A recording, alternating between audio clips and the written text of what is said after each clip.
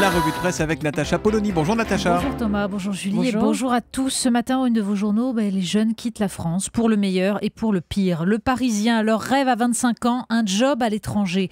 Libération, État islamique contre la France, djihad sur la toile. Oui, la France ne fait plus rêver. Pourquoi ? Au hasard. Le Figaro, réforme, Bruxelles accroît sa pression sur la France. Les Échos, construction de logements, un naufrage sans précédent. L'Opinion, l'opposition systématique, une plaie française. Ah, et puis ça aussi, la une de Voici avec photo de François Hollande et Julie Gaillet dans la cour de l'Élysée. Bon, rien à lire à l'intérieur, bien sûr, mais quelques questions sur cette photo de une. Une photo prise au téléobjectif ? Mais alors notre président serait à portée de fusil ? Alors vu la configuration des lieux, les paparazzis auraient-ils utilisé un drone ? Rappelons seulement que la séparation entre vie privée et vie publique est un des fondements de la démocratie. La démocratie bien malmenée par le djihad, Natacha. Oui, chaque jour amène son lot de vidéos sordides et donc de questionnements vertigineux dans le monde. C'est le portrait glaçant de Michael Dos Santos, gentil catholique d'origine portugaise, au centre d'intérêt réduit, football, tectonique, mais dont l'ancienne petite amie raconte la conversion brutale. Il a été extrême avant même de se convertir, dit-elle. Alors pourquoi ? Marianne consacre sa une à cette question. Pourquoi les religions les rendent fous ? À en juger par les cultures qu'elles ont produites, écrit Joseph Massescaron, les religions ont valu beaucoup mieux que leurs formes délirantes contemporaines. Leur rôle, ordonner le monde, fournir sens et lumière à ce qui était chaos et obscurité dans l'aube inquiète de chaque civilisation. Alors, si la métamorphose des religions en sectes criminelles se poursuit, écrit Joseph Massescaron, l'humanité y laissera son âme. Il y a bien sûr la disparition du communisme soviétique qui a permis à la fois le triomphe de l'économie de marché et ce retour des religions, car les religions, dit-il, sont altermondialistes. La vraie vie est ailleurs. Elles offrent donc une alternative à la globalisation.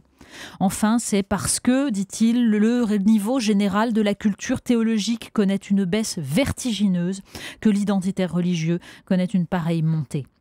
Et parmi ces religions, ajoute le philosophe Michel Onfray juste à côté, on se tourne vers celles qui offrent sans grands frais intellectuels une vision du monde carrée, simple, claire et nette. Et oui, actuellement, c'est l'islam. Alors le drame, c'est le monothéisme, affirme Jean-François Kahn, qui explique comment la croyance en un dogme intangible et une vérité révélée transforme irrémédiablement le non-croyant en un dangereux ennemi qui n'adhère pas au parti du bien. Le fondement même de l'intolérance. À ces lectures, on ajoutera celle indispensable d'une tribune dans Le Monde.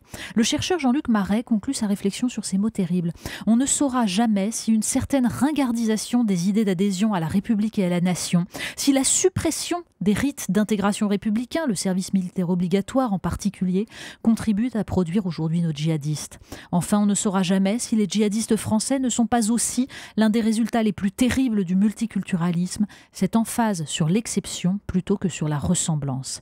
La question est en forme de réponse. Et pendant ce temps, Natacha, le long fleuve pas toujours tranquille de la politique continue de couler. Oui, c'est vrai qu'à côté de cela, les convulsions des élections à l'UMP dans le Parisien ou les risques d'une primaire pour François Hollande dans Libération semblent dérisoires. On cherche de la hauteur de vue, des grands projets. Alors on lit le dialogue entre Valéry Giscard d'Estaing et Georges Soros dans le Figaro magazine.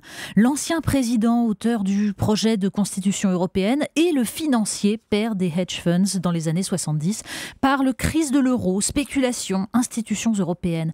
Le premier nie le vice de structure de la monnaie unique qu'évoque le second. On les lit et on doute qu'il puisse y avoir là un espoir, une alternative véritable. Alors on se plonge dans l'enquête de Marianne sur les ex-trotskistes au cœur du pouvoir. Julien Drey, Edoui Plenel, Jean-Christophe Cambadélis. On regrettera que l'enquête n'aille pas plus loin, englobant le monde culturel et médiatique. Mais on comprend une chose, un trotskiste peut se convertir au libéralisme, renier toutes ses valeurs. Il garde de sa formation une efficacité de pensée et d'action que les jeunes générations n'ont pas. Vous allumez la télé sur de la télé-réalité. Je ne sais pas pourquoi, j'ai l'impression que ce n'est pas forcément votre truc.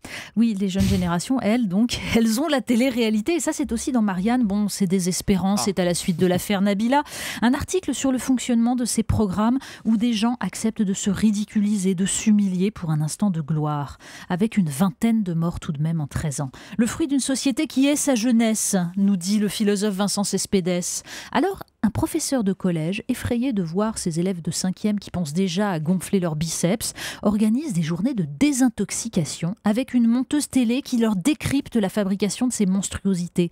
C'est une goutte d'eau dans le cloaque, mais une goutte d'eau tout de même. Et pendant ce temps, Natacha ? Pendant ce temps, la mer avance, imperturbable. C'est ce que nous disent le Parisien et le Figaro. Les tempêtes dues au dérèglement climatique, le piétinement des dunes par les vacanciers, les digues, tout contribue au désastre. 30 mètres en une année, la nature nature semble plus puissante que nos gesticulations humaines. On termine par un petit détour à Istanbul, c'est bien pour le week-end. Le magazine M nous apprend qu'Istanbul, déjà capitale internationale des implants capillaires bon marché, pour ceux qui ne le savaient pas, c'est une destination, est devenue la Mecque de l'épilation masculine. Oui, parce qu'être chevelu c'est bien, mais velu c'est mal, et les Turcs sont de plus en plus coquets. Alors pour vendre son spray dépilatoire, une marque a choisi la photo d'un homme barbu, particulièrement poilu. Erreur ou provocation, il s'agissait d'un membre d'Al-Qaïda lors de son incarcération à Guantanamo. Oui, le poil, c'est éminemment politique, mais on peut l'éliminer d'un coup de spray, alors que l'intérieur du cerveau, c'est plus difficile à traiter. La revue de presse de Natacha Polony, tous les matins à 8h30 sur Europe 1. Lundi, Natacha. À lundi.